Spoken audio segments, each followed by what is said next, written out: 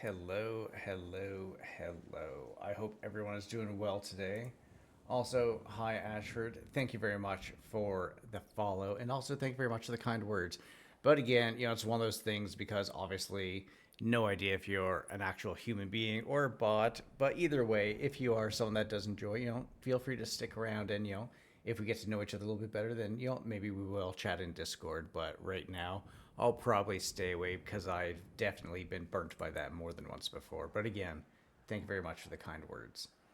All right, so today, for people that remember, we have a therapy session with Mercy today. We need a psych eval done because obviously of everything that's kind of gone through. And actually, what we're going to do is we're going to give Mercy a quick little call before we get into this.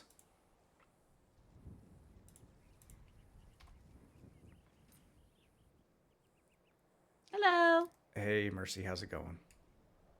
Good. How are you? Not too bad. Kind of curious. Is there a certain place in at Stereo Healers that you want me to meet you up at, or?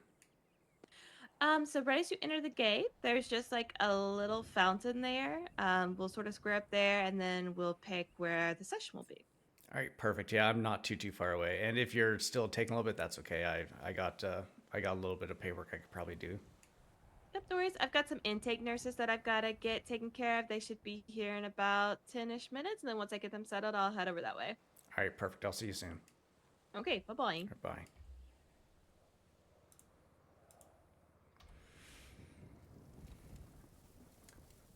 Oh, was it made 2 days ago? Yeah, then you're probably right. Thank you for that. Yeah, I hadn't. I usually kind of check, but yeah, today I just hadn't yet. Also, hello, bot girl. How's it going? I hope you're having yourself a fantastic day. Have you been doing anything fun, exciting with your weekend at all, or?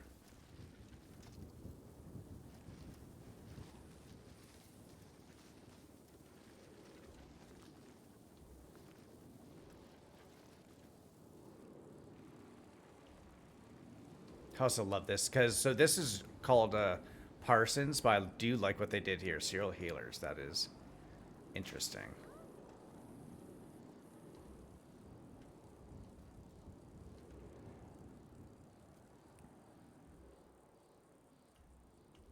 The girls I've got now are totally hot, but they just can't say no to Let's see blow. where I can. tried. Maybe let's put this right up over here.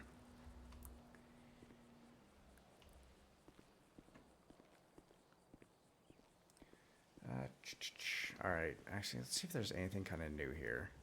Next time you come by, you gotta So follow yeah, advice I do like these chairs and stuff. I guess like a nice big kind of like group therapy area. I'm guessing. We want to see if there's any other kind of changes made before I. Ooh, that's kind of cool. I like that. Oh God, cameras and stuff. Oh, content court. Okay, yeah.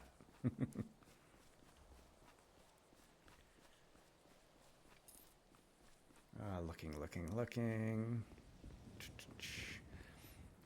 Yeah, for those that don't know, back on No Pixel during 2.0, this is back in 2019, I spent 90 consecutive days up here. That's IRL days, not in-game days. Like up here. Ooh, I like this area. That's kind of cool. Where I would wake up just about every single day and spend a few hours, where I was quite literally just locked in this small little tiny area all by myself. And I was still able to do a bunch of nice. Ooh, I like this. This is nice.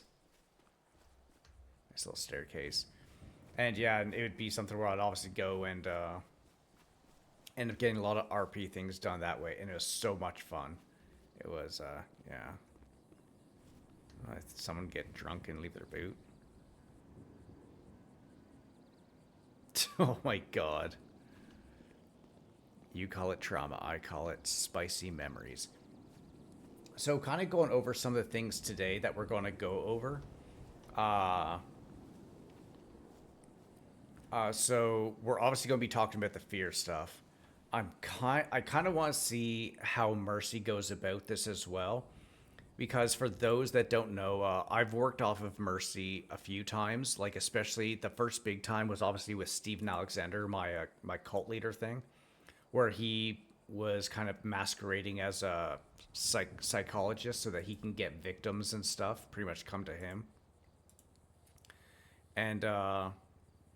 and she was one of the psychs that he ended up talking with, and along with Dr. Q, and both of them did such a great job. And to be absolutely fair, if it wasn't for Mercy and Quimbley, Stephen Alexander probably would have gotten away with a lot of things that he did. But because the meticulous notes that they always took, and also because of the and also the way that they were like questioning him and talking to him, like he probably could have gotten away with just about everything, and he probably wouldn't have been executed, which is just kind of like hilarious to me that it kind of came down to that.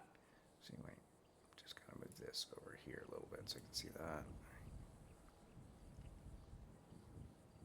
Sunyi.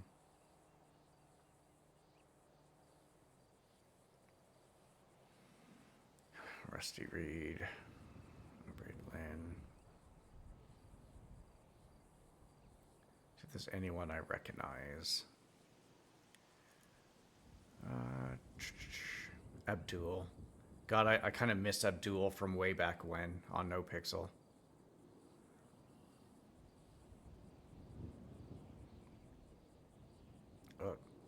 Bree, or not Bree. Oh my fucking god.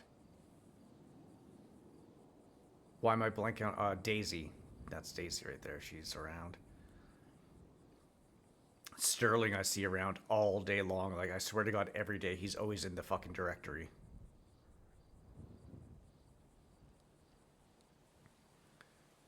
God, there's a lot of people. Actually, you know what? Let's give Lottie a call.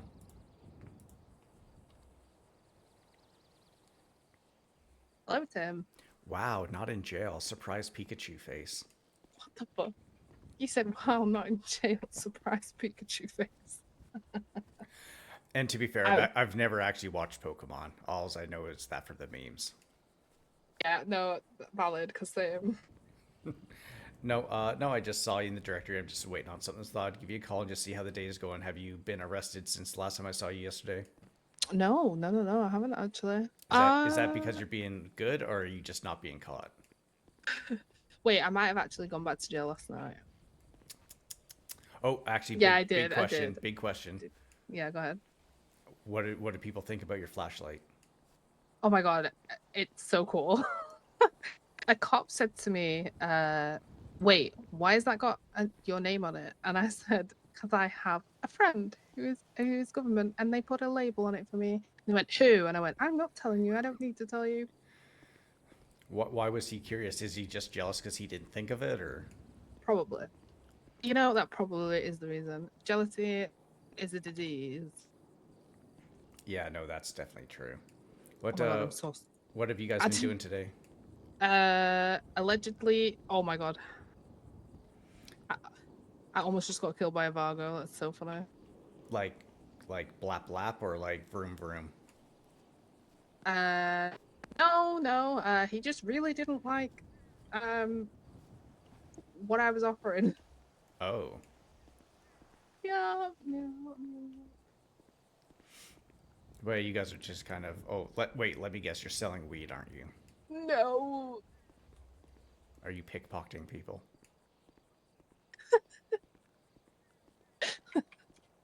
Wow. No. Bobby. Wow. Okay, I see how it is. And I thought you were changed. Sniffle. No, I will never, ever be a changed woman. I will always be a menace to society while drinking my juice in the hood, you know? Oh, God, I haven't seen that movie in like a decade. Everyone comments when I say it. It's so funny. What do you guys have planned for the rest of your day? Probably a little bit of mayhem. Okay, wait, like just like haha mayhem or actual mayhem without Hold on, you on a hut? Let's ask. Are we doing haha mayhem, or what kind of mayhem we causing today, Addy? I'm not causing mayhem. What do you mean? Do you want to cause some mayhem? I am nothing if not a very innocent being. I've never caused mayhem a day in my life. Right. Well, I mean, you're hanging out with Lottie, so I don't know if I believe that very much. It's true. She is a very bad influence on me. You know what? That's It is you know what, true. maybe it's her that always gets other people caught up in things, and she's the A reason that people 100%. get like put up on hut charges, and then I they have to agree deal with with you. me, and then they get put in solitary because then they try to escape through all the different little fences and start causing a muck, making me have to do my job and chase her around. True. You know what? It is her. You know what? I am like I do nothing. I'm innocent baby when I'm by myself. I just like just vibe and stuff. And then she's like, "Hi, Annie. What do you want? Why don't you go and do something reckless?"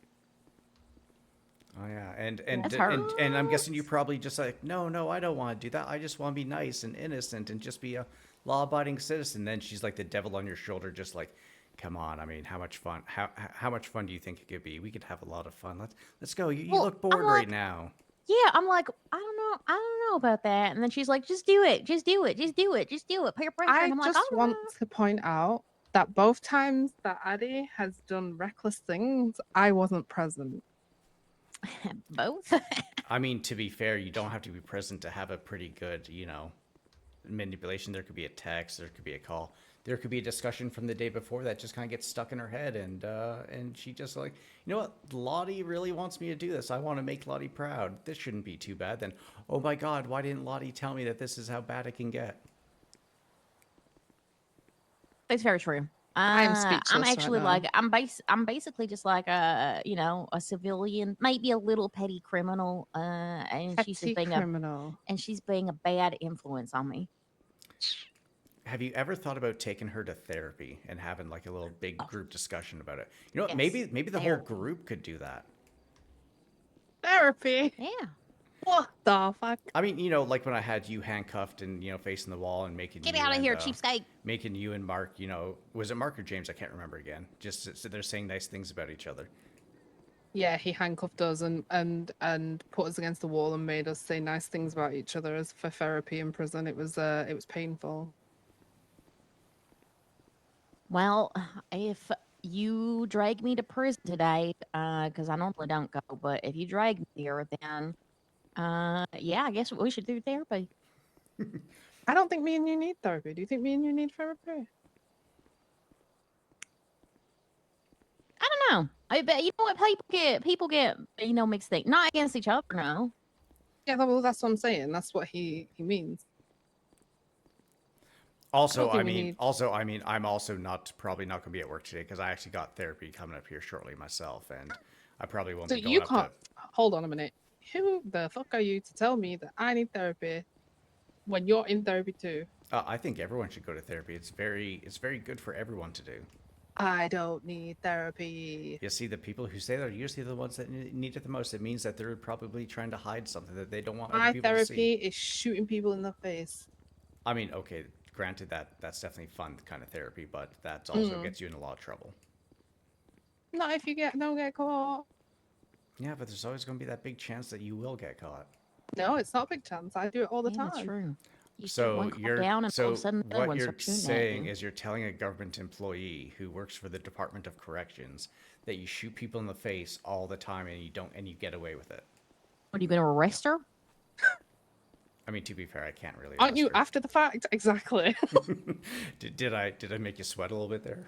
No, absolutely not. I mean, I do have a couple of detectives' phone numbers. Maybe I can give them a call and give them. I'll call them myself. But what kind of mischievous stuff are you guys going to be getting up to today? I don't know. What do you want to do today, Adi? I think we're just having a bit of a slow day, I'll be real. Yeah, I mean that's fair. I mean it is. Wait, it's Sunday today, right? Right. And yesterday was a rough day, so Oh, was it? yeah. Not It- good. More kind of Not fighting, good. or No. No. No. No. God, you don't really sound sure. Yeah, because I'm not, you know. I wish I could tell you. Are you I don't high know. right now, or? Maybe it might be the fumes from the alleged marijuana I'm selling. I was back in Canada for the last month and a bit, and yeah, I definitely was indulging quite a bit. Yeah. Wow, Canada. I met 2 Canadians yesterday. Oh, I yeah? asked her if they said moose in the hoose, and I'm Moose in ruined a boot. Yeah, new, In I the- don't know what they new, said. I couldn't understand their accents. new dudabudatory. Or Yeah. Yeah. eh. Yeah. Okay. Listen. Okay. We don't say a. Okay. We don't really say that. That's like a myth that Hey, Americans there's a made to moose make in the fun of us. who's ruined the boot. Although I I mean, don't when I know. when I Every say things Canadian like, I've ever actually met, all two of them said A. although I mean, not gonna lie, when I say things like car and house, I mean, there's definitely an accent there that I can't get Who's rid of. Oh my god, look at that huge moose in the hoose at the ruined boot. Okay. Wow. Now I feel targeted. Well, you targeted me. Said I needed He's not therapy. going to do anything back. He's a Canadian. Yeah, that's true. He's just gonna say, "Hey, I'm sorry." Well, you've never I'm heard sorry, of our I. you've never heard of our Geneva checklist, have you? Never, no, not in my life. No. You should look that up. The Geneva checklist, Canada. Yeah, I think you'll get a pretty good laugh out of it. Hold.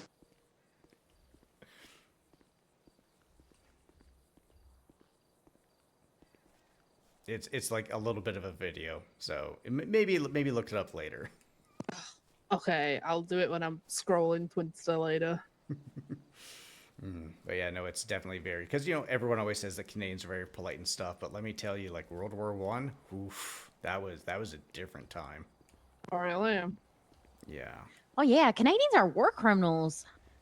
yeah, like yeah, A like war World War One. criminal Okay, I'm not a war criminal. Okay, I'm just saying that like back in World War One, before it was really a thing. Yeah, there's definitely some war crimes going on there. And so they make fun of the Geneva, I was going to say Geneva checklist again. They make fun of the Geneva Convention being like, yeah, the Geneva Convention, it's one of these things where you just need to, yeah, oh, these are things you're not supposed to do. No, as Canadians, it's like a checklist. These are things we need to kind of do to kind of, get our numbers up. Wow, like a gang. Okay, no, definitely not like a gang. Whoa, but- Canadians are gang members? Oh That's my cool. God, that's so cool. Wow. Do you ride? They do Do have you- their own turf. That's true. Do you ride moose into war? It's, You know- it's their battle vehicles. That would be cool because moose are pretty much like tanks as it is. Can you Yeah, imagine they're that? fucking huge. Having an armored moose up and then riding on it horseback with like an RCMP uniform? That'd be sick. Yeah, y'all are war criminals. All right. Anyways, my thing is about to start. I will have yourself a good day. Okay. We shall. Goodbye, Tim. All right. Take care. Bye. Bye. Bye.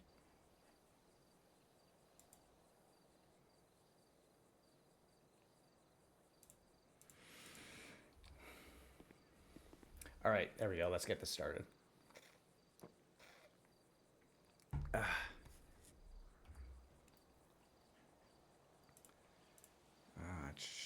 Dispatch. This sounds working the DMV.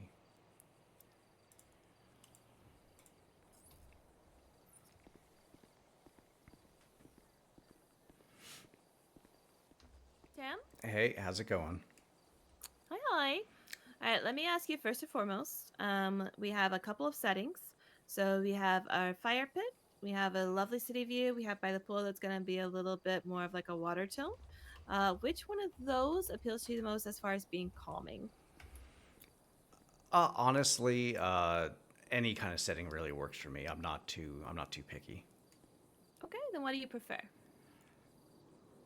I heard fire pit. Let's go with fire pit. Alrighty. Just gonna walk around this area here. How's your day going so far? Not too bad. Just kind of woke up not too long ago. Was thinking about going for a hike, but I was like, you know what? Maybe after therapy. Okay. And how about you? How's work been going? It is steady. Did I read something that Eclipse is closed? Eclipse is closed. We've opened up Pillbox Medical, and then we also have a Route 68 facility in our Polito. Oh, okay. Oh wait, Route 68. Are you guys working in Sandy Shores anymore or no? No, so that's Harmony. The location is where we took over for that little triage center.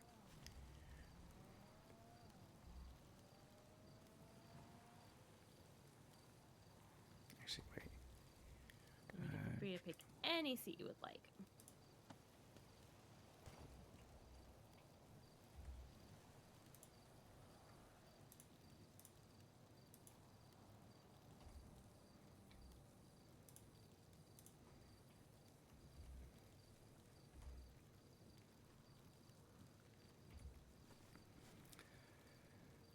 I guess kind of before. Can you hear me decently enough right now? Oh yeah, you are good. Okay. Yeah, I just want to make sure because I know that my hearing seems to be a little bit off since I kind of got back yesterday, and just want to make sure that it can actually hear me. All right. No, so let me give a little bit of disclaimer. So, um, you already know this is just, a psyche eval. I know that John wanted you to complete one. Um, if you want to have continued sessions after this, that's completely up to you. I will only be sharing the relevant information in the report that gets shared. Anything that's ultra personal or has no bearing on the passing of a psyche eval does not get included. um, the more transparent you are, the better we're going to be able to work through this. If I notice like things being held back or things not worked through, that might cause a little bit of issue of me trying to actually help with the situation or give a fair evaluation. I'm just here to listen to the guide, basically. No judgment, no bias. Um, so yeah, we'll take off from there. I guess first and foremost, do you want to tell me a little bit about yourself? I know that you were DOC. I'm sorry, I don't know if we've ever met. I'm a little bit unfamiliar with you, so I'd just like to learn a little We bit more about you. actually, you were actually my boss for a little bit when I first got to the state. Really? I did the residency program at the hospital for a little bit before I guess we can probably get into that a little bit of why I left in that, but and actually that was something I Okay. did kind of want to say because obviously I know things can be very busy. I know I mean I'm old. I know things kind of slip my mind all the time and people slip my mind, but something I did kind of want to say before we really get into it is you were pretty much the only person that was really available for whenever I was around and the only person that was really kind of showing me around and stuff. So I just want to say that I definitely do appreciate that. I know that doctors don't really get a lot of love. It's usually a lot of kind of just like, oh my god, just hurry up and get me up and blah blah blah. And so I just want to say that it's definitely appreciated. Okay. I'm sorry that I don't remember. No, So, no, that's okay. Like I said, I know that you guys definitely deal, especially with a lot more people than we deal with on a day-to-day basis, anyway. So, this was also back in October, so I know that that's quite a while ago as well, and a lot's happened since then. alrighty. So I tell you what. Let's start off. Just tell me a little bit about yourself, where you're at, and exactly why did John feel, or why do you feel that John felt that you need this? So I guess I'll get into a bit of detail because some of this early stuff kind of affects into what we're going to get into and why I'm actually here. So I'll do a really kind of quick TLDR. The big thing, I was in the army for 10 years. I got blown up in Afghanistan. I ended up in the hospital in Germany. While I was in the hospital in Germany, the trauma surgeon that was working on me a year after I left the hospital, I was back in Canada. She ended up emailing me. We ended up hitting it off pretty well. The following year, I was medically released from the military. I ended up moving down to the States to where she was. We ended up, becoming an item. We ended up getting married. And then it got to a point where a couple years ago, we were on our way to dinner and to meet up with a couple friends. And I was driving, and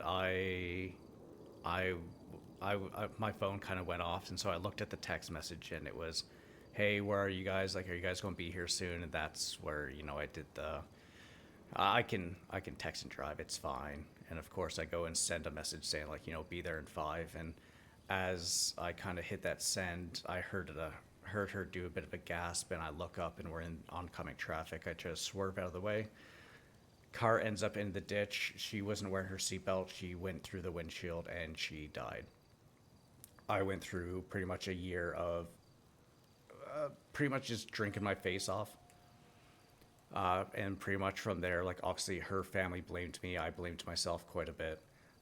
Then probably, yeah, about a year after her death, maybe a little bit longer, I started seeing a lot of the signage for the state saying like, hey, come help rebuild this great state of San Andreas. And I was like, you know what, let's go and try that. So that's when I come to the state. I was sitting there, I was like, you know what, I want to do something that she'd be proud of if she's ever looking down at me from wherever she might be. And that's where I went and started doing the residency program. From there, after a little bit, I did a couple surgery. I helped out with a couple surgeries, and I kind of realized that there's definitely a chance, because I saw myself hesitate a few times, And I was like, you know what? I don't want to end up being the cause of someone else's death. So that's when I left. I went and decided to go and join the DOC. Went and did the DOC thing for a couple of weeks, but then a friend had some really bad troubles back home. So I went back for a few months and had to deal with that. I came back to the States in mid-February, I believe. I got rehired for the DOC. Pretty much worked through the pace pretty quickly. I got pretty much full officer very fast. Pretty much started going through the paces. Got FTO really quick. Started FTOing people.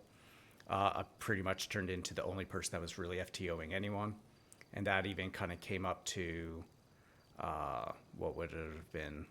Say about 3 or so weeks before the DOC kind of dissolved for a little bit, and I was definitely working myself to the bone. I was doing very long shifts trying to get all these brand new cadets trained up so that they can become full officers and start doing stuff on their own. That's when we start getting into, I guess, the reason that we're here. I ended up seeing this one inmate I've never seen before. I knew nothing about her, and I went to talk to her, and she told me that her name was Fear. Fossifilator, however you pronounce her last name. Are you familiar with her? I am familiar with Fear's case. From there, I started looking into it a little bit. I still didn't know, even at that point, I still didn't know what she had done. And then I started seeing some tweets or some Twinsta posts being put up. A lot of the inmates that come in there, I'm pretty friendly with, and I've reached out to some of them who are in some gangs and stuff, and started just doing some inquisitive stuff, and I started hearing a lot of horror stories. And I kind of took it upon myself to engage with her so that no one else would be troubled by her, because obviously with a lot of the Twinsta posts that I saw, she was antagonizing people, and I know that the way that a lot of people are, where they want to take it upon themselves to, end a situation, and I didn't want other people to, possibly lose their life, whether by dying or being put in jail for life, possibly being executed for doing something to another individual. So I kind of made it a priority of mine to focus on her and keep her distracted enough to where she wouldn't be bugging other people. And honestly, it was working, because as we started talking, she still was doing Twinsta posts, but it was a lot less than what she was doing. I would take her into one of the cell blocks, and we would have long one-on-one kind of talks where I would I would just try to distract her. Like I wasn't really trying to give her much information about myself, obviously, because I know what these kinds of people are like, and I didn't want to give her anything that she could use against me, so to speak. And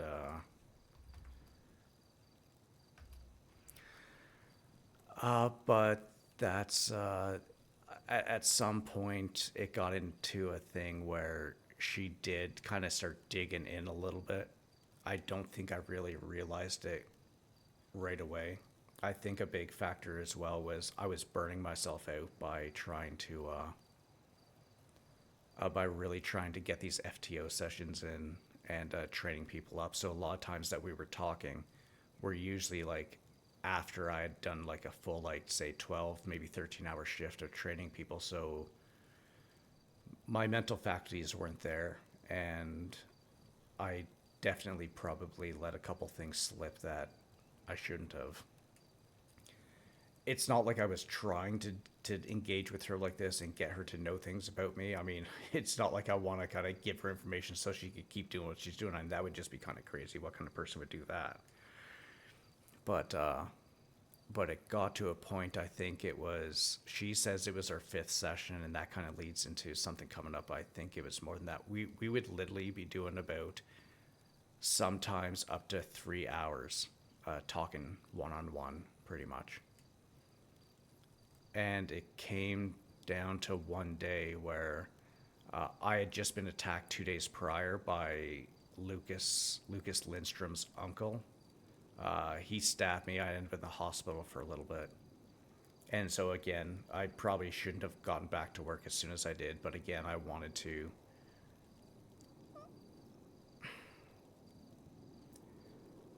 I tell people that I was trying to distract her at this point, but I think at this point it was maybe a little bit more than that. There was definitely a bit of interest there where how often am I going to be able to talk to someone like this? Like how often am I going to be able to kind of see what these kind of people are really like? And I mean, we definitely got into some deep conversations and things about her past, and we talked about a bunch of different things regarding to that. And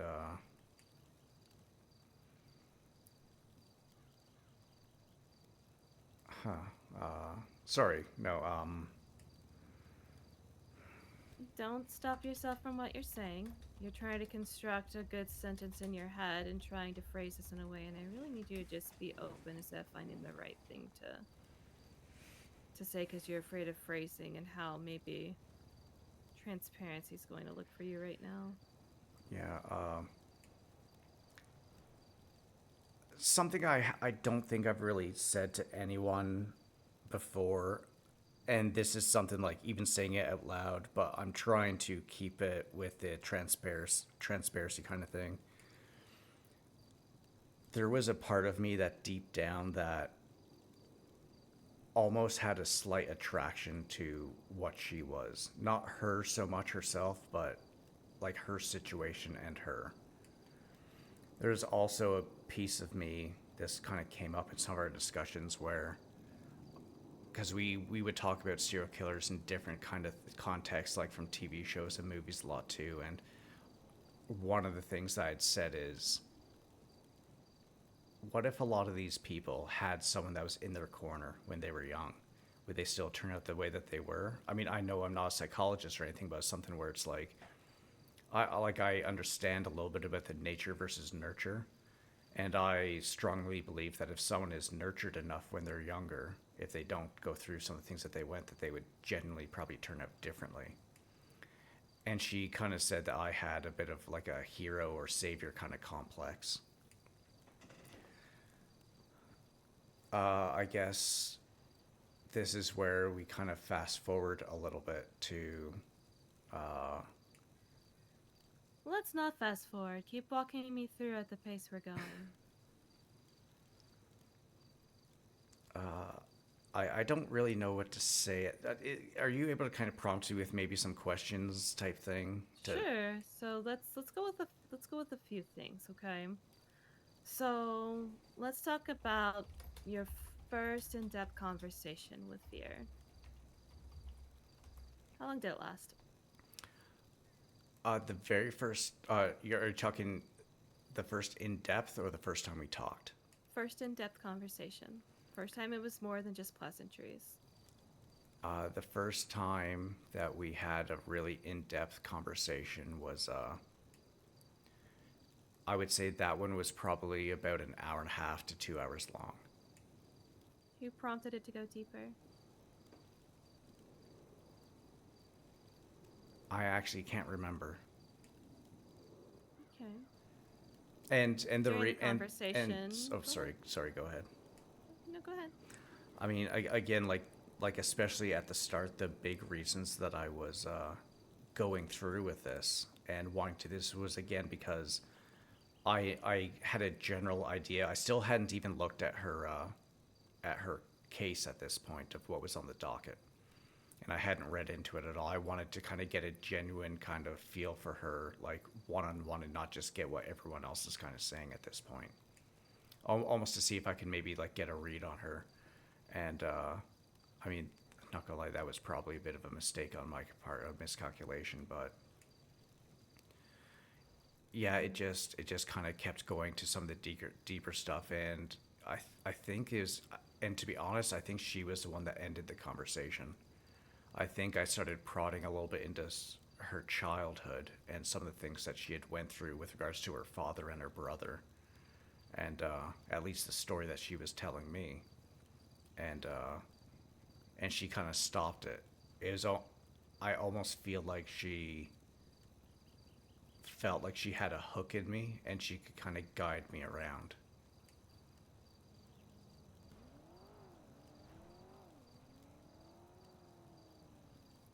So while you were talking to her in that conversation, how did you feel? The first one, first in-depth one. Uh, Genuinely kind of blown away.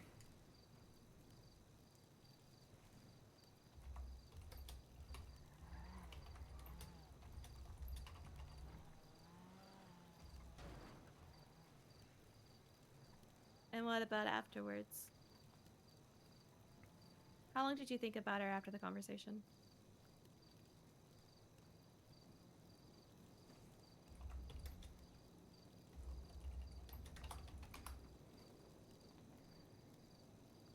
Uh, Honestly, probably for the rest of the day, probably until I fell asleep.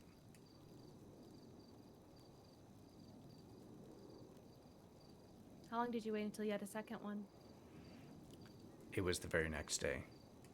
Who prompted it? We had kind of agreed that we would meet up each day to Who prompted it? I'm actually not sure. I'm trying to think, but I'm actually not too sure which one of us did it.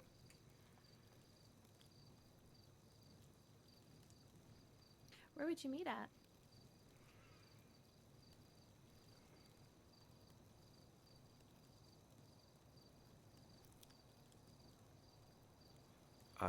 Inside cell block 6. Why there? I had a concern that if temporary inmates got sent up, that they would interrupt the conversation, possibly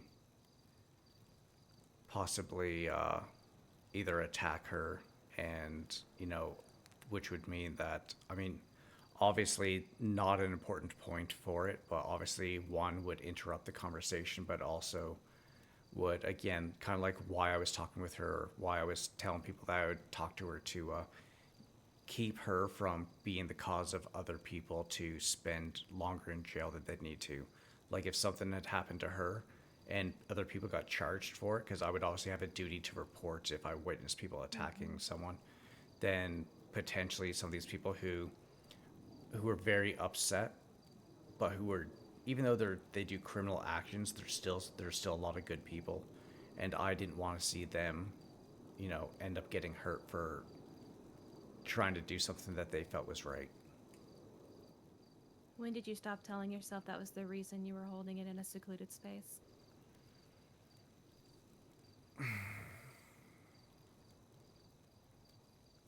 I don't think I ever did. I don't know if I ever kind of truly. When did you start admitting that it was a different reason that you were having the conversations just one-on-one? To yourself. Like internally, probably by the third conversation, I would say.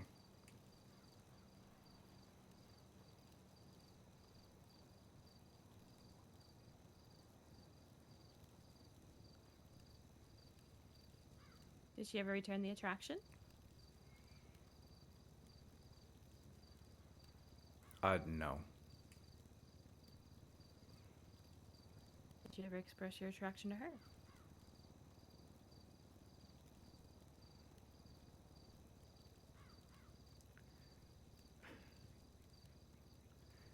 Maybe not directly, but I think I don't think it was directed like towards her, but directed more towards kind of like people like her a little bit, I guess. Like maybe attraction. Yeah, maybe attraction is the wrong word. Maybe it's more kind of like like a heavy curiosity. Because again, like how often are you going to be able to see people like this? How often do you run into people like this?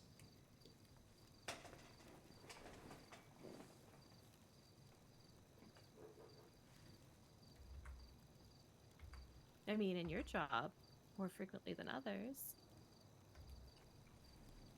I mean, I've been working there for, I mean, definitely not as long as some, but I've been working there for a bit, and I mean, talk with some people, like with Mackenzie Blake. I mean, she's told me a few stories of her own stuff, and just one of those things. I'm like, okay, well, I mean, really, how often do these kind of people show up and end up in prison? Although, I mean, we do have people like Jasper Saxon in there, and a few others. And I mean, to be fair, as interesting as Jasper might be, I mean, it does generally kind of feel like he's on the downspin, that he's actually trying to get better and not actually, still going through with what he wants to do. And it kind of, and so it's like, yeah, so I kind of saw it as an opportunity to really kind of maybe dig a little deep. And it's definitely a little bit intoxicating when you actually have one of these people right in front of you. Have you ever dealt with people like this before? Several. So why intoxicating? It's usually a craving, that leads to something being able to be intoxicating.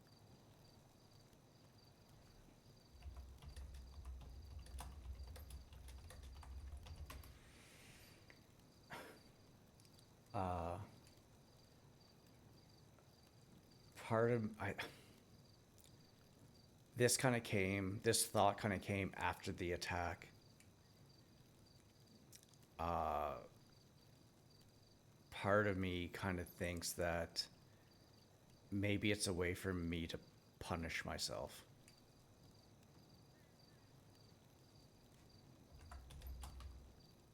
How so?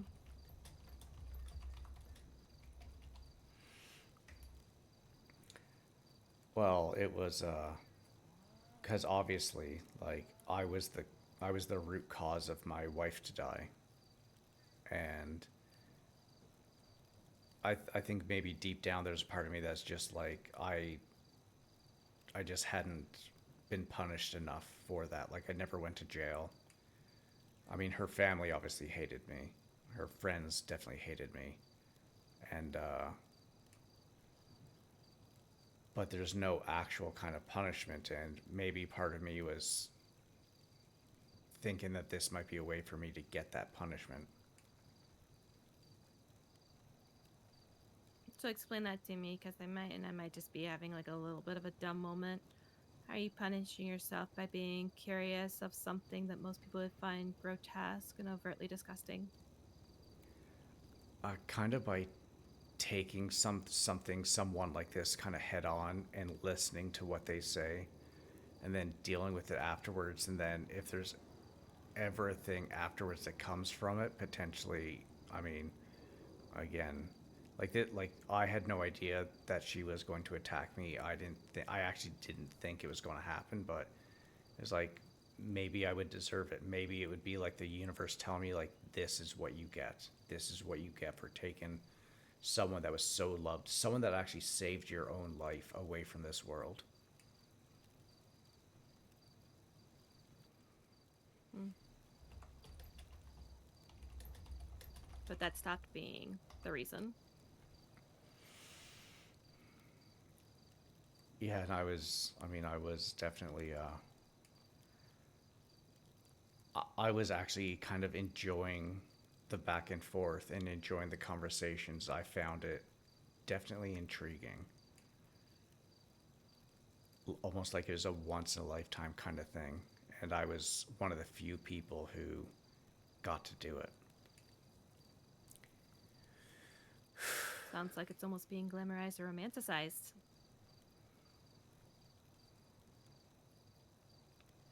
I mean, maybe, maybe kind of. I mean, again, it's like the things that she did, like, after looking up the things that she did, obviously I knew that this was a horrible human being, and the things that she did was not good, and I do not condone it at all. I The do. thing she did was horrible. Doesn't mean the human was horrible. True. I don't need you to paint a picture to where you look normal to me. I don't need you to try to justify that you felt exactly what everyone else felt, so I don't sit here and cock my eyes at you.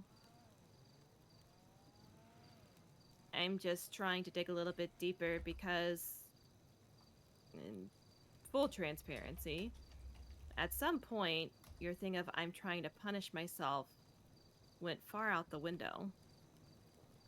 because you are no longer punishing yourself, at least by the third conversation. You were providing yourself something, which is the opposite of punishment. So I'm just trying to see what the actual reason of you doing this was. I guess maybe there was almost like a little bit of a form of a connection. Does that make sense at all? Does that sound just like batshit crazy or? What was the connection? What about you connected with her? I guess it was just the pain that she kind of guided me through, that she told me she felt when she was younger. The her being isolated, the her being targeted by her brother, all those kinds of things, how she was almost manipulated in certain situations to look a certain way. Which obviously I found out later was a lie. And I guess I kind of fed right into exactly what she was hoping for.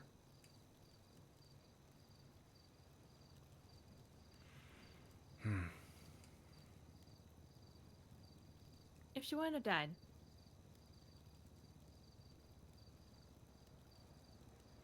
where do you feel like this connection would be?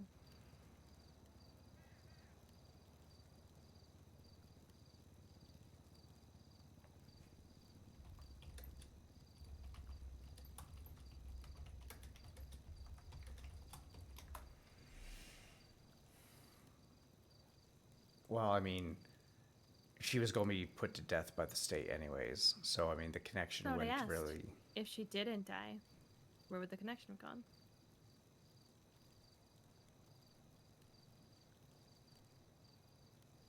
I think it would have disappeared because she had, I mean, she had attacked me, and she had kind of attacked me in a pretty brutal way.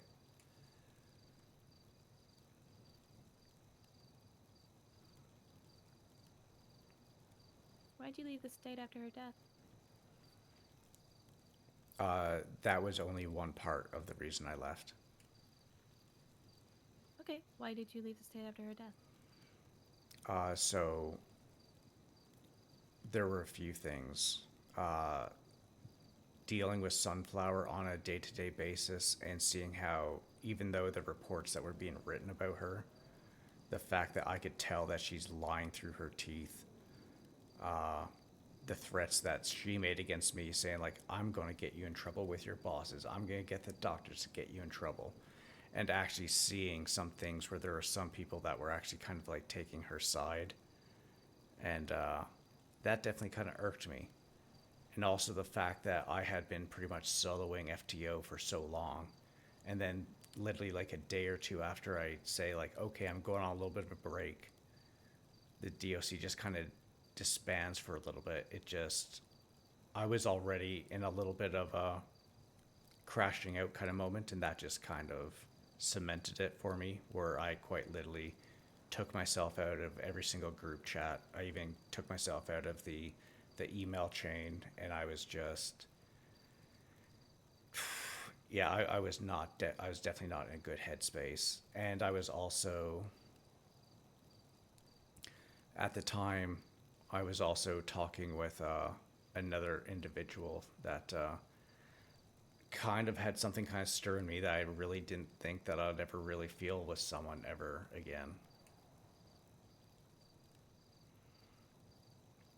And she's actually a coworker of yours. Do you know Penelope? I do. Yeah, we had kind of, this was even going on when when Fear and myself were talking. Like, me and Penelope had kind of hit it off pretty good. And yeah, we had been chatting almost every day as well.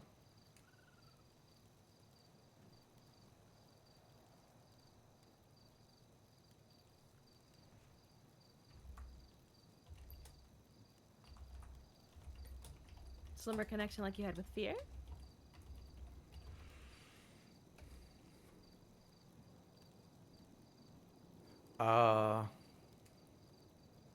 No, no, this was this was a lot closer to how I kind of felt with regards to my wife.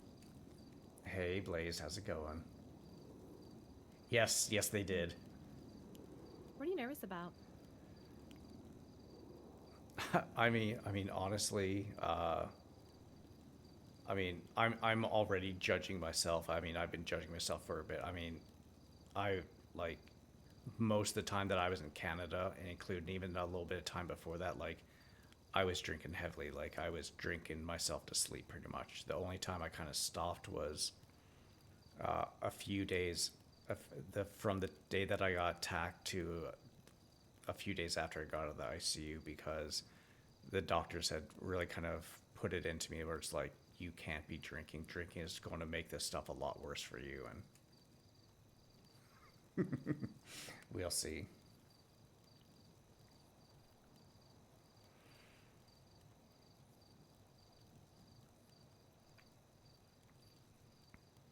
Not judging.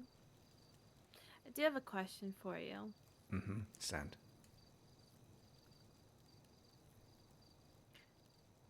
If you were an outsider looking in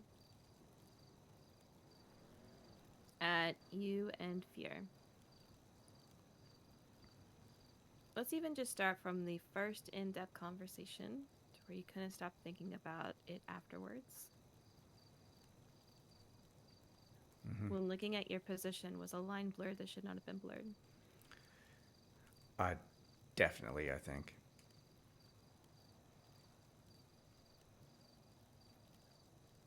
How do you keep from doing that in the future? I think this was a very big kind of wake up call of the dangers that it can be for taking any sort of interest in very dangerous inmates like this. It will be where obviously I definitely need to keep my distance a lot better.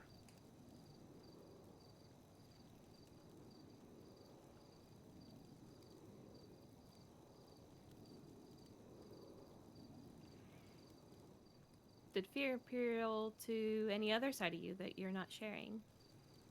Any desire that you haven't shared?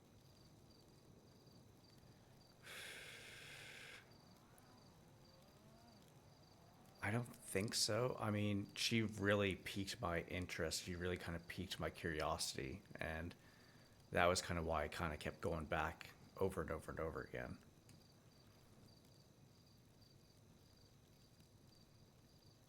I guess maybe there was a part of it, and I mean, she said this, and this also comes to this reason that she did certain things where, like, maybe there was a chance that, you know, before she was going to get executed, maybe I can, you know, just save her. And I don't mean like save her, stop her from dying, but like almost like, you know, save her soul kind of thing almost, if those even exist.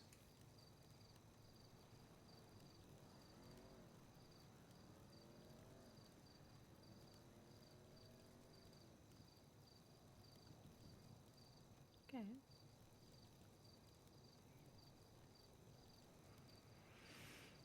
So last thing we'll talk about is the day that you actually discovered her bleeding out.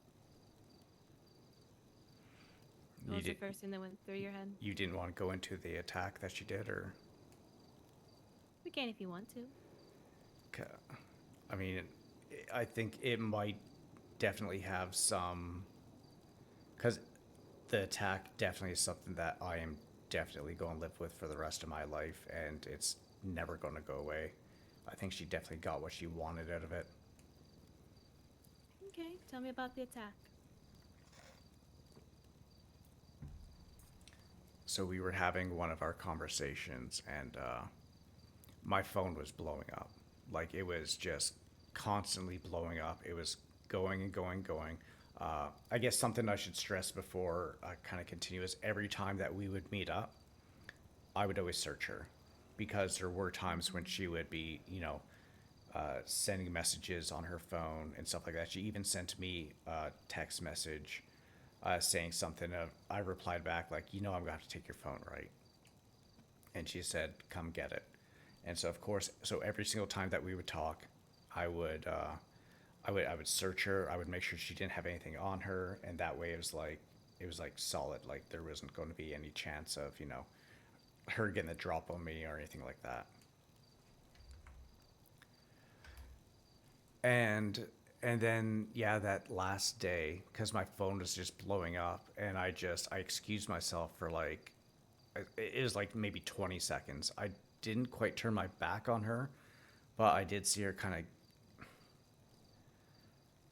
I can't remember exactly what she did because the DOC chat was just blowing up with a bunch of stuff, and I was trying to get in a reply. Boop. Bye.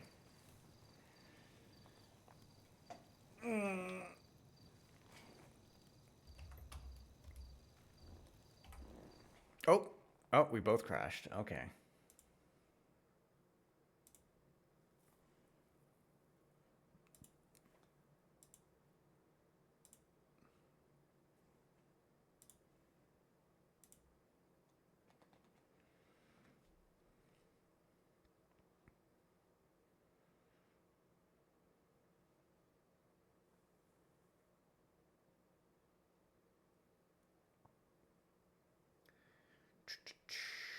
Connect.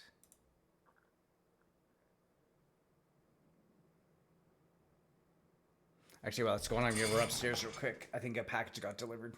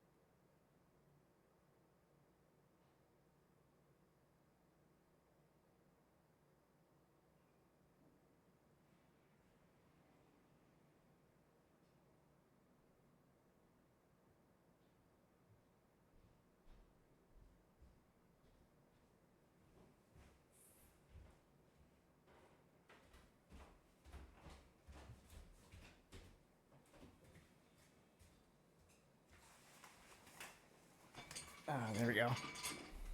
Oh yeah, everyone crashed.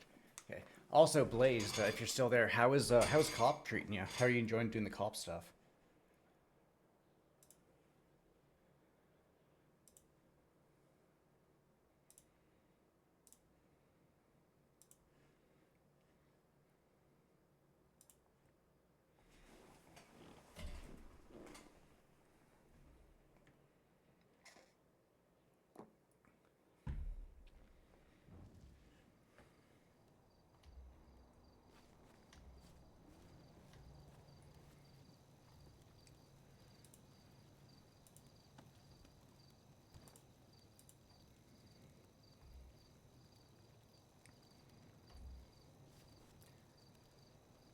What was the last thing that you remember me saying?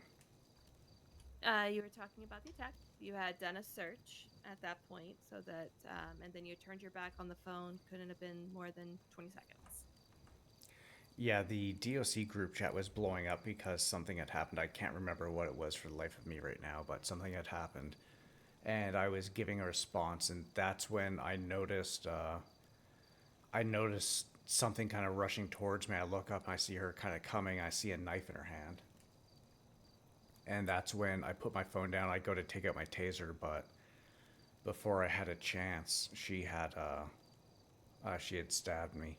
And also, just for reference, this one wasn't in cell block 6. This one was in cell block 5. So this is the one that's the more west of the yard. And then after Still isolated? Yes. And after she had stabbed me, I was losing a lot of blood. I was starting to go into a bit of shock. And that's when she cut my shirt off of me.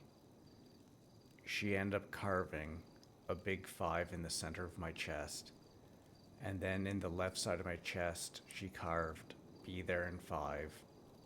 And on the right hand side of my chest, she carved fixed her in 5. Obviously, those two things, one is referencing my wife and the text messages I sent on the way to dinner, and the other one was an obvious reference to herself, of me attempting to fix her, and she assumed it was the 5th conversation we'd had. After that, she ended up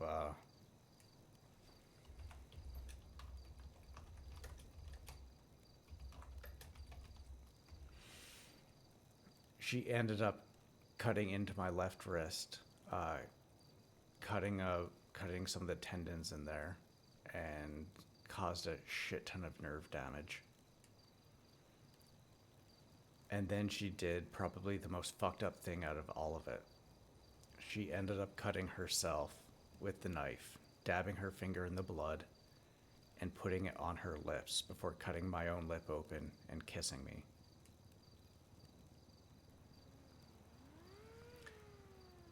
She then took my phone, and at that time, I ended up passing out. But I found out later that she had called Penelope and left a voice. She took my phone, sorry, and she ended up calling Penelope on my phone, and she left a voicemail for her. Pretty much saying that she thought that I had a interest in her and was asking her what she was going to do about it.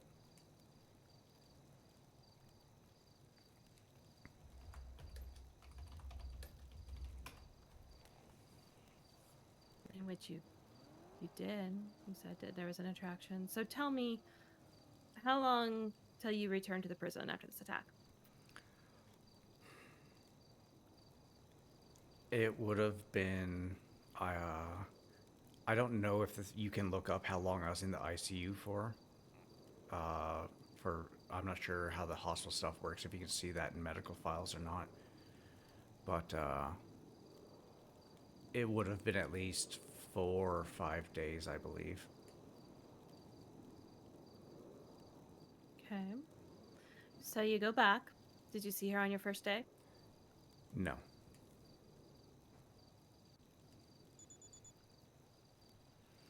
I think it would have been the second day is the first time I saw her, and it was at a distance. And I definitely understood that she would probably try to use this for an advantage somehow, and so I was avoiding her. I actually gave her a wide berth, and there was even at one point where she was like, she pretty much said like, "Hi, Tim." And to be completely honest, I kind of just froze for like half a second before just putting out of my head, because I think I was doing onboarding that day for some people, and I left and just continued doing the onboarding.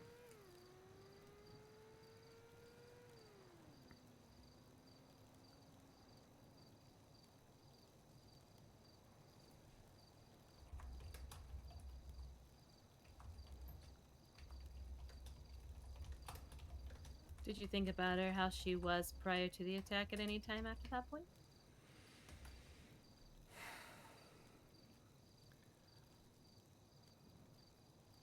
I was definitely wondering if any of it was true, because obviously before she had attacked me, her trial had taken place, and I was at her trial.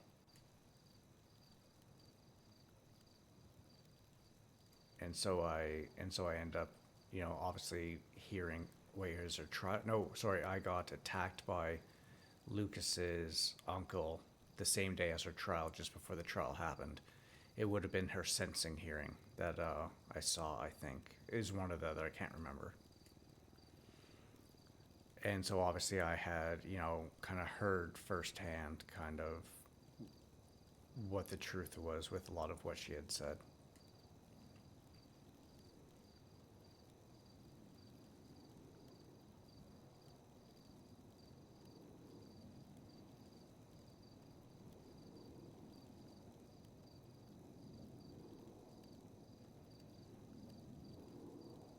Any more kind of questions? I'm not gonna lie. The silence is a little bit is kind of unnerving a little bit.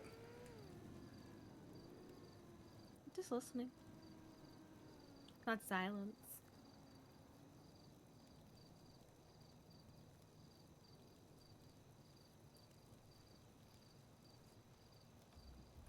Anything else you would like to share?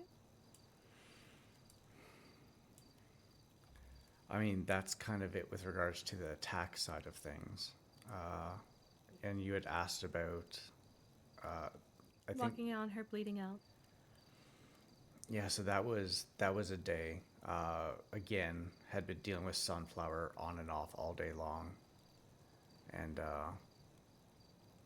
I was walking around. I was helping out a brand new, well, former cadet at this point now, who required a lot of attention. So that definitely ate up a lot of my time and concentration. But I get a phone call that day. I was actually up by the tower in the yard, in the walkways, and it was Allison Bentley. And that was when she turned herself in. She said that she pretty much said hi. I didn't know who it was. I asked, and she said it's Allison. I got on the radio. I let everyone else know. The deputy warden was on duty at that time, and then she said that she was in visitation. So we went there. We apprehended her. Started going on with a lot of that. Then there was a couple other. Then I think Fear had texted someone or put something on Twinsta at some point. And so myself and the cadet I had, we went and we handcuffed her. We searched her. We took the phone off of her that she had, and then kind of like put her into a little bit of a semi-timeout thing up near cell block 5 where Sunflower went and was talking to her a bunch. And then I had someone kind of watching over them from up in the security office, and yeah, continued with doing my training of the cadet. And then something else had happened. I can't remember what it was. So I went back out there. I think it was letting her out of there. So I let her out because Sunflower was making a bunch of noise. And so I just let her out so that the two of them can go and have their little pep talk stuff. And Sunflower doing her vague threats towards me constantly. And so just went back up into the catwalks to continue doing the training with my cadet, and then went back into the solitary area because that's where we were holding Allison as she was being interrogated. And that's when we get a 47 call, and Sergeant Hauser says, "Hey, can you guys go check on that?" And I was like, "Yeah, definitely." So myself and the cadet, we start making our way. We're kind of walking along the north kind of side of the Gen Pop area. We pass by the cafeteria. We go in towards visitation, and that's when someone kind of comes up and says, "Hey, you guys might want to go to the cafeteria. There's something definitely going down in there." And of course, first thing that pops in my head is like, "Oh, Sunflower is doing something again," because she's constantly just attacking everyone. And he even said that she had attempted to bite him at some point. And I go in there, and I end up seeing Sunflower standing over top of, not standing, more like kneeling over top of someone, with her head kind of down lowered. And I move up and I see that it's Fear is on the ground. I get on the radio. I pretty much say what's going on. The couple PD units and also some of the other DOC quickly make their way there. I have my cadet handcuff Sunflower, and take her away. And at the same time, Sunflower had a mouth full of blood, and I think there was even, you know, I can't remember if it was bits of meat or something hanging out of her teeth. She had, after she had, I think, stabbed Fear with a shovel or a gardening tool. I can't remember what it was. I didn't quite see it. I wasn't focused on that. I saw, obviously, that Fear was not doing too well. The blood was still kind of pooling out around her, and yeah, I quickly attempted to administer first aid, but I pretty much put my hands on her throat and was trying to hold the blood, trying to see if I could, I don't know, cut off the circulation a little bit so blood wouldn't be pumping out of her at the rate that it was.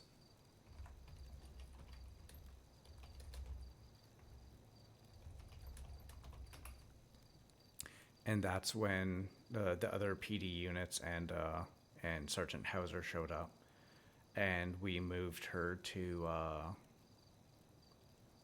Med Block 2, where she passed. Okay, but how did you feel once you realized it was Fear who was bleeding out? Will do, and thank you for this too. Sorry, can you say that again? How did you feel when you realized it was Fear that was bleeding out? I definitely had an adrenaline spike. I was attempting to save her life. Even though she had attacked me, this is not how she deserved to die. She deserved to be, you know, put to death by the state, like what was going to be happening. Because even though she shouldn't have died at the hands of another inmate, I do still strongly believe that yes, she probably should have died by the state, and not have it happen like this.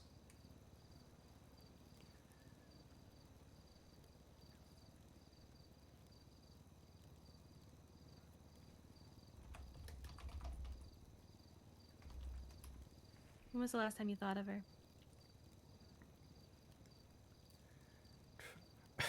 Honestly, Unprompted. Unprompted. I mean, it might be slightly prompted, but her name wasn't used.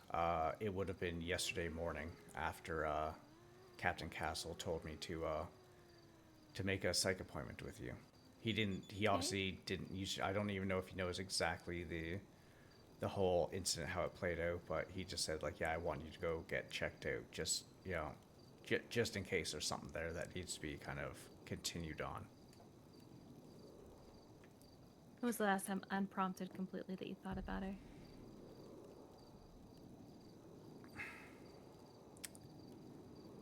After she died, I ended up using her phone number as kind of I guess, a haphazard kind of journal.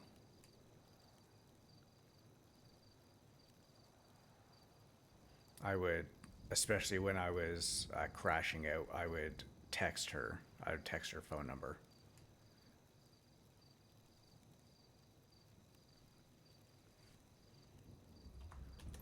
How many journal entries did you make?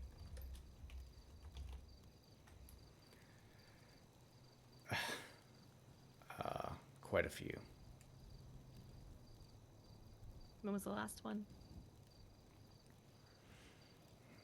Would you like me to look at my phone and see what it is? It could just be a broad timeline. It would have been last week at some point. And that would be because I got a text message from one of the cadets that I had trained. So I was still back in Canada at this point, and she texted me and said, hey, I was just doing a search of the cell blocks, and I found one of Fear's phones unlocked. And I saw all these text messages from you in there. Are you okay?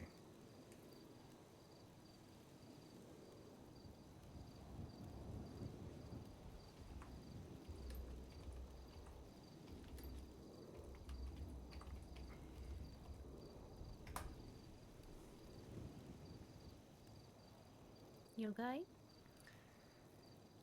Yeah, yeah. No, I'm fine. It just that definitely kind of caught me off guard when she texted that. I mean, especially with it being a cadet that I had trained up from the ground up, pretty much.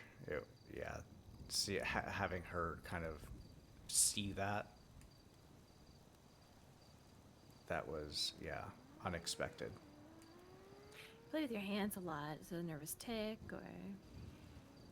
Oh, do I? Sorry, I don't even really kind of notice. I don't know. Maybe it is just nervous tick.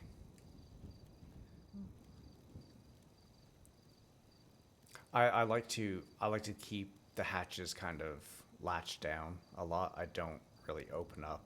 I haven't really opened up in a long time, so it's kind of, yeah. I think one of the, like, shortly after I had left, I had actually sent. I was in the Rocky Mountains, just going for a bit of a hike. I was camping. I was pretty much camping, drinking, hiking, and I sent a selfie in the mountains to Penelope, just saying something along the lines of like, wish you were here, and I never got a response back, and I just felt another thing kind of like slipping away, almost, and I think I don't know if it was the last thing or maybe it was one of the last things, and I was like, is all this even real, or am I literally or did I die in Afghanistan, and is this hell? Am I in hell right now?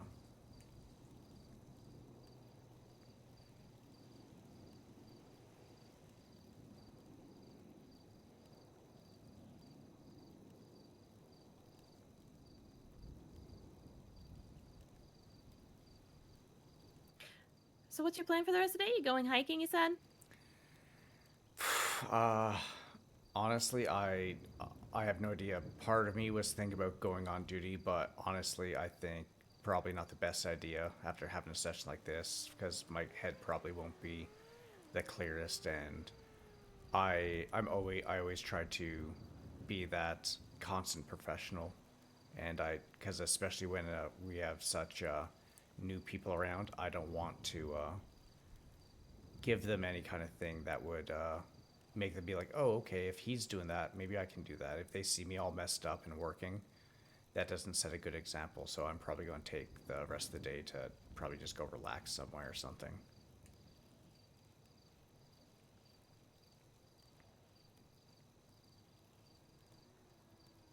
Okay.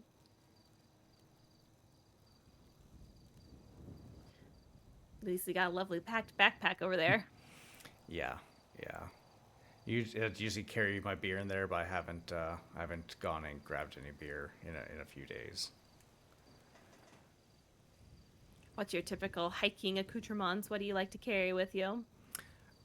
Usually my pistol. I need to go get a new one of those. A knife, and just and just some snacks and that. Maybe a little bit of rope. Maybe a small little a small little hatchet, just in case I decide to maybe set up camp for a night or something like that, just under the stars. And not much besides that. Okay. So let's go break down like what my report will say. Because I do believe that transparency is key. One, I would recommend not necessarily saying with me, but with somebody. I would say that it'd be good for you to continue sessions. You have a lot of trauma that seems to be unresolved, neglected. That would be good for you to work through. Um, my report, um, just again transparently, I'm going to talk about the blurring of lines, and that's going to be something to monitor, not just for John, but for yourself. You be a little bit cognizant of what that role is and exactly what that dynamic needs to be between guard and prisoner. Um, I'm not going to put this in a report, but I will say that I am definitely seeing you seeking out connection, and I don't think it's a blanket statement of you wanting to feel something again or even a punishment of self. I think there's something that you're not sharing as to why maybe you're seeking out or curious about certain things. And I hope that maybe if you schedule future sessions, that becomes open. There's guarded and there's withholding. And so I'm sensing a little bit of both, to be honest with you. So those are just things that will end up in my report, okay? Okay. You have any questions or anything you want to share or walk through with this session? What's kind of your honest opinion? Not like report wise, but like just honest kind of like honest opinion on everything. Like blunt, honest opinion. I think you engaged in a very inappropriate relationship with somebody that was in your ward. I think that you did it in such a way that whenever you have to go to secluded spaces, while you might have calmed your mind by saying that it was so that you didn't have interruption to where conversation could take place, there is also a sense of you trying to hide it. Anytime that we have to hide things, we know that that is not necessarily corrective action. I also think that the reason of you giving, um, maybe you're trying to punish yourself, might have been the reason in the first 20 minutes. I think that quickly dissipated and came into something else. I think fear appealed to something in you, not just from an attractive state, but like you said, there's a curious bug, but I think there's a curiosity that was needing to be itched that maybe you're not fully expressing. I also feel that even though you're seeking out connections, uh, you're seeking out a gap that maybe you're not willing to admit exactly what that gap is. That'd be my full unbiased opinion. Okay. Uh, I mean, is there any way that can convince you otherwise with regards to the not sharing everything? No. Okay. Just being honest. No, and that's exactly what I asked for. But I mean, at the end of the day as well, I mean, regardless of what had happened, I definitely learned from it. It's something that I'm definitely someone who doesn't like making the same mistake more than once. And even though I think this mistake was a continuation thing over the several days, but especially after the attack, it definitely sent something a lot straight in my mind, and it actually kind of made me acknowledge certain things that I had criticized before that I kind of have a better understanding now, and it's something where I'm definitely putting in safeguards within myself to make sure things like this don't happen ever again. Okay. And I hope that those are steadfast. Yeah, yeah, hopefully. But again, I mean, how often do these kind of people kind of come around? So, More than you realize. seriously. Mm-hmm. Actually, can I ask your, like, your opinion on Sunflower? Because obviously I have a very strong view of her.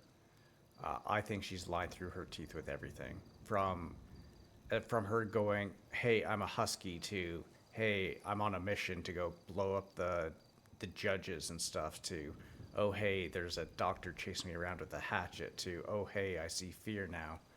And then, I mean, even yesterday when I saw her, she was a hell of a lot calmer. She wasn't threatening me. Oh, and also, when she killed Fear came back to her after dealt with Fear's body. Like, I asked her, like, "Why did you do that?" And she's like, "Well, she told me to." I was like, "Why did you bite a chunk out of her neck?" And she's like, "That was all me." And it kind of goes along the lines as well as where she was trying to get me in trouble with, the higher ups and even the doctors. Like, I'm guessing you've probably had some experience with her.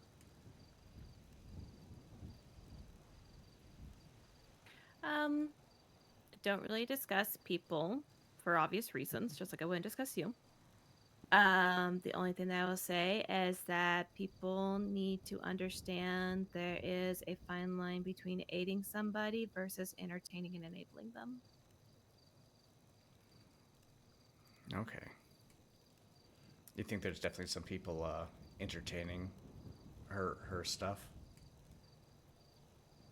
I think there's people that entertain everybody's stuff. Yeah.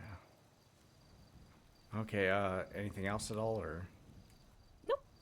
Like I said, that's pretty much what's going to be in my report. I would recommend that you seek out further sessions. Doesn't have to be with me. My approach is pretty straightforward and no gruff, and some people need a gentler touch, but that'd be my one recommendation. I guess kind of a direct kind of question. Uh, is there somebody, whether it's yourself or someone else, that you think would probably do well with dealing with this? Like, is there someone specific that you think I should reach out to? I think one that would be good for you because I think that you would keep it clinical and not delve too much into emotion. I think you need somebody that is going to be a little bit disconnected. I think Anna Noss would be a good one for you to reach out to. Okay, I actually think I had actually seen her before. I know before I had left, I was going to meet up with Ember Grace, but that I ended up leaving the state before we I had our do first not session. think that Ember will be a good partnership for you. I think Ember is too emotionally invested, and knowing you being an emotionally connectedly deficient person that sometimes responds to that a little too heavy handedly, I think you need somebody that's not going to be as touchy feely with you, in Someone my kind of opinion. just direct. I think you need someone more direct and clinical. Yeah. Is Anna around that much? Because I mean, I saw her around She yesterday. is. Or She's today, usually I around in the think, but- mornings. Okay. Because yeah, because I remember even like before I'd left, I hadn't really seen her around all that much, and I was wondering if she had just left. Oh wait, look, she's actually around right now. Yeah, we'll give her a call when I leave. Okay. But yeah, anything else? Nope, that is it. All right. Well, thank you very much. Dr. Schilling is very much Absolutely. appreciated, and yeah, I guess yeah, thanks. Yep, have a good one.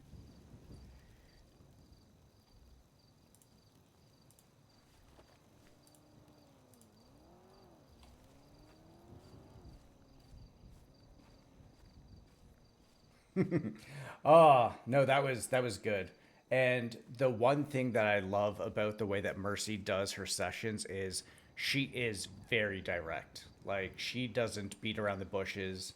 Like she said with regards to Ember, how Ember can definitely be emotional. Mercy is not. Mercy can definitely do these very serious things, and she will be very direct with how it happens.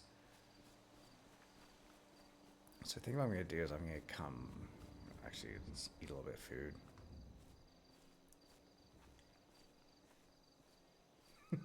Yeah, no, that's true. And I mean, the only reason I was probably not going to go with Mercy in the first place was because Mercy had obviously dealt with Stephen Alexander's stuff, and it's one of those things like and of course because it's a heavy topic and I know that Mercy probably gets a lot of the very heavy stuff.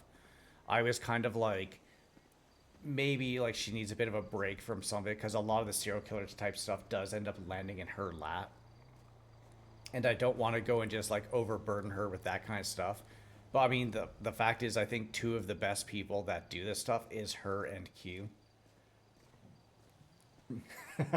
Nice, exciting. Pardon me. But yeah, and actually, that was something that Tim never really got to say it much yesterday when we were talking. But like Tim's big question is, he doesn't really think that Castle. No, he pedal biked down. I got a pedal bike from the Sandy Shores Hospital, but after the crash, it disappeared. So I'm just gonna run back and chit chat with Chad as we kind of go along. But yeah, it's like the big thing with Castle, especially in Tim's mind, is he remembers when he left, and he also remembers the talk that they kind of had before he left, especially with the whole like doing this job for 15 years. Like obviously, it takes a toll on you. Like no matter how hard or how no matter how like great person that someone can be at a job like with a DOC, it takes a massive toll. And when Tim saw that Castle came back, he was like, okay, Castle probably isn't going to be here forever. Kind of like what you said yesterday, where it's like, hey, kind of want to build the prison back up. Yeah, no, exactly. And so Tim and even myself thinking about the way that Castle is like he's still messed up and he's still hurting with a lot of things. He's still dealing with a hell of a lot of demons. And he's doing this as a favor to obviously the wardens. And so he's obviously like fucked up. And that's something that Tim and I definitely kind of realize. But also, like, Tim also understands Castle a bit more, especially after the whole fear stuff, because Tim obviously hasn't been doing this for 15 years, but he kind of got that small little glimpse of how fucked up things can be. And especially with all the injuries that Castle has sustained over his career. I mean, even when I was playing Kurt Ambrose, like when Castle took the Molotov cocktail to the face, pretty much. Like, I mean, that was a big fucking thing. And of course, that was kind of towards the end of his, initial part of the end of his career. It was, yeah, so I'm sure there's probably a lot of stuff that I don't even realize in there, but it's one of those things where I'm like, yeah, Castle is definitely fucked up. And he definitely tries to hide it, kind of like the same way Tim does. He obviously has a bit more experience with hiding some of the trauma for the DOC side of things, but yeah, you definitely tell that he's hurting a bit.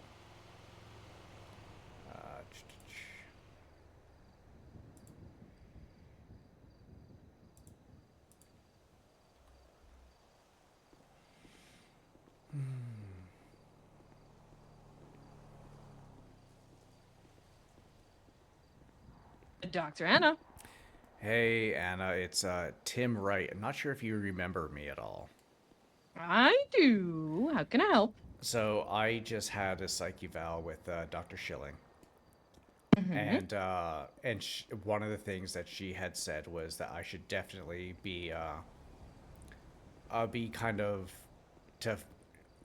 to continue on with some sessions. And before I kind of like took a break after the DOC had kind of dissolved for a while there, I was originally going to be seeing Ember, and I asked Mercy kind of straight up like, hey, in your professional opinion, is there someone you think I should see to carry on with sessions? And she said Ember probably wouldn't be a good choice because she would be a little bit too invested emotionally with some things. And she said that the way that you do things with kind of directness and clinical, that you would probably be the best bet. And I was wondering if you would like to take me on. Yeah, of course. I do have to let you know up front, I am doing my 3rd doctorate. If you make an appointment with me, I'm there. But sometimes there might be like a little bit in between them. No, that's perfectly fine. Because, yeah, I understand that, yeah, doing your schooling and stuff is definitely important. Like, say, like, right now, would you like to make an appointment for some time in the coming weeks to kind of make the first one, then kind of just go from there? Yeah, sounds good. That's easier for me to do over text because then I can have my like calendar next to it. Okay. But I'll shoot you some messages. What shifts are you usually around? So you could like sometimes because sleep hates me, so sometimes I'm in the degen hours like shift 3. So but I can literally be around pretty much whenever. Okay. I'll text you my availability, and then you just let me know what hour you would like your session to start. A session with me usually takes about an hour. Okay. I'm going to say that probably our first session, if it's okay with you, will probably go a bit longer than an hour because there's like with the stuff with Mercy, like it literally just went over an hour for this, and I did a very fast TLDR just so we can get to the actual reason that I was talking with her for the psych stuff. But there's definitely a lot of stuff in that, so the first one might take a little bit longer unless you want to break that, like the intro thing, into a few sessions.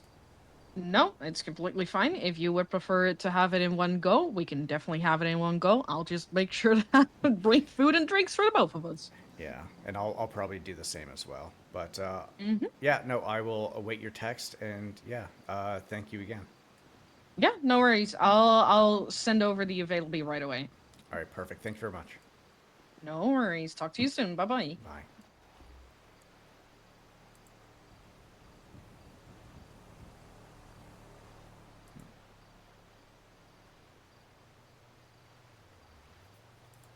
Uh, ch- ch- ch-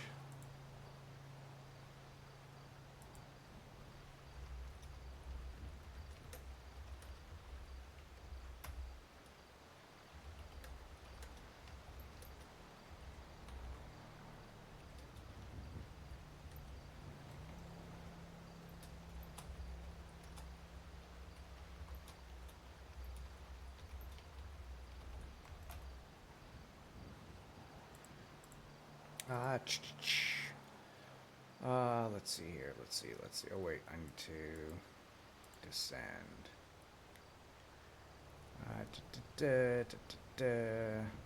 Looking.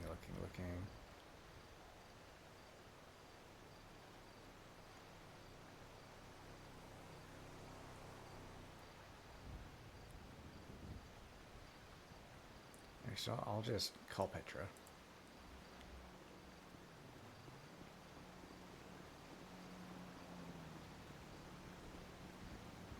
Hey, Tim. Hey, how's it going? That's going okay. Are you feeling a lot better than you were yesterday? Yeah, I just got a gash on my knee from a nut light pull knocked me off my bike. Oof, ouch. But yeah, are you going to be around tomorrow at all, or? Yeah, I should be. Okay, send me a text when you'll be around, and I'll come out and we can hang out for a little bit. Cause today I just, like I said, I had a psych eval, and it was very draining. So I'm probably gonna go find a place and get a little bit of a nap in. Understandable. Yeah, I should be around like sometime after noon EST. All right, perfect. I'll make sure I'm around, and then I guess we'll probably go find something to do, even if it's just chatting somewhere, or go for a hike. I haven't been for a hike in the state in a while. Sure, sounds good. All right, you take care and enjoy the rest of your day. Okay. Yeah, you too. Bye. All right, bye.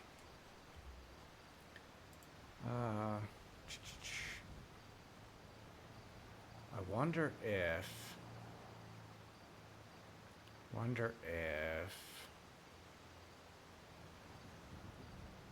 God, Petra's in there quite a bit.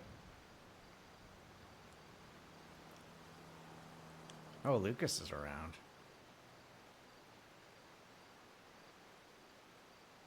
I'm not sure if that's DOC Jackson or not.